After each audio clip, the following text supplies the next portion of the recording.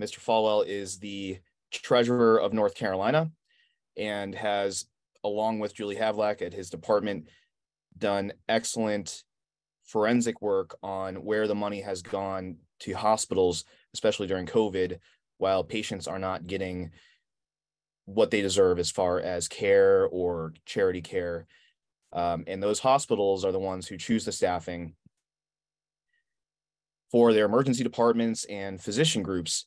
And those are the ones who have, in many cases, chosen to do so with private equity firms that violate the corporate practice of medicine. I really appreciate you being here. I'm not sure if you'll be able to join the Western North Carolina panel later. Thank you all for joining us. And I just want to thank Mitch and Take Back Medicine for advocating for the invisible. There are people in our state who don't know this call is going on, don't know who I am, and don't know who you are. But these individuals are suffering and being punished because of things that are going on in healthcare. And I know that everybody on this call had a choice of where to spend their time this morning, but I just want to encourage you and tell you that based on the fact that everybody knows something's wrong with healthcare and healthcare pricing, that you're going to be on the right side of history. As the state treasurer of North Carolina, we manage $250 billion, but one of my 20 duties is I chair the state health plan board, which means that we are the largest purchaser of healthcare in North Carolina. And we put together several reports that talk about overcharging, that talk about the hundreds of millions and billions of dollars that the hospitals in North Carolina made during COVID. But one of our latest reports talks about CEO pay, and 7 CEO executives in North Carolina took home $1.75 billion in income over the last 10 years. You can read more about this on our website, nctreasurer.com.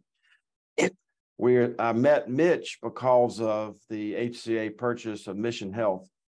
Mission Health was an independent, high quality, high access, affordable healthcare provider in Western North Carolina, where in 4 years, the wheels have come off of healthcare in Western North Carolina. The wheels are coming off healthcare, in my opinion, in New Hanover County, with Novant's taking over New Hanover Regional, which was also independent, high quality, high access, and affordable cost. And it just seems like what we're seeing across North Carolina, and you're seeing it in your region also, is that these CEOs have gotten their P's crossed. The reason that these entities were formed were to always put patients over profits. But now at almost every turn, it's profits over patients. So what are we after in North Carolina very quickly? We're after these entities to be transparent with what they're charging people for healthcare. This is what was returned to me as the state treasurer and as the largest purchaser of healthcare in North Carolina as the master price list of UNC Healthcare.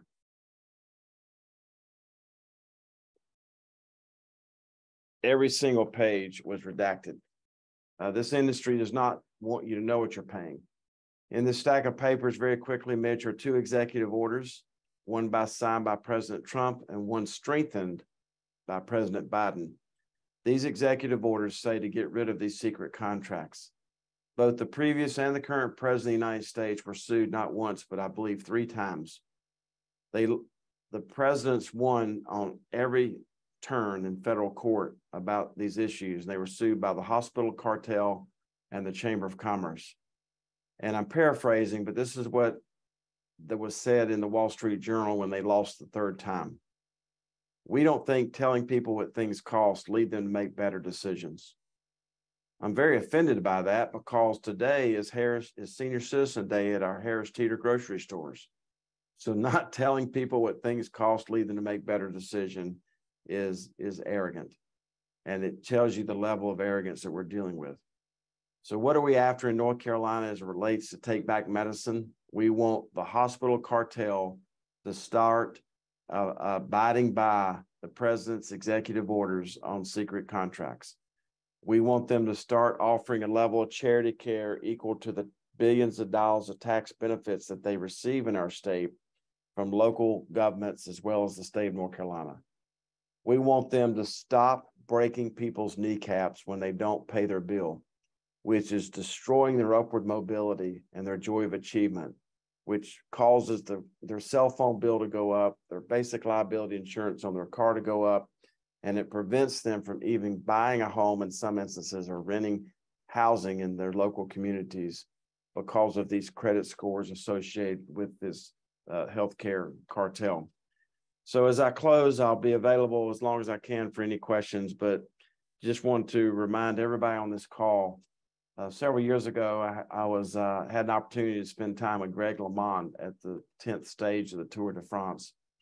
And if you want to think about being on the right side of history and the courage that it takes to stand in the box, because everyone knows that something is wrong with healthcare, just think about Greg LeMond. Not for one, not for two, not for four, but probably 7 to 10 years. He was trying to expose what was happening with doping in the Tour de France. And obviously now he's been vindicated. So if you ever get lonely and you're ever looking for the fortitude to continue this fight, to advocate for the invisible, think about Greg LeMond, because what we're really talking about is not only the opportunity to be on the right side of history, but also probably, in my opinion, as the chief financial officer of North Carolina, who manages one of the largest pools of public money in the world, the biggest transfer of wealth in my lifetime, from the average people of our state to these multi-billion-dollar corporations who disguise themselves as nonprofits. So Mitch, thank you for having me, and thank all the Zoomers for Zooming in to Take Back Medicine conference today.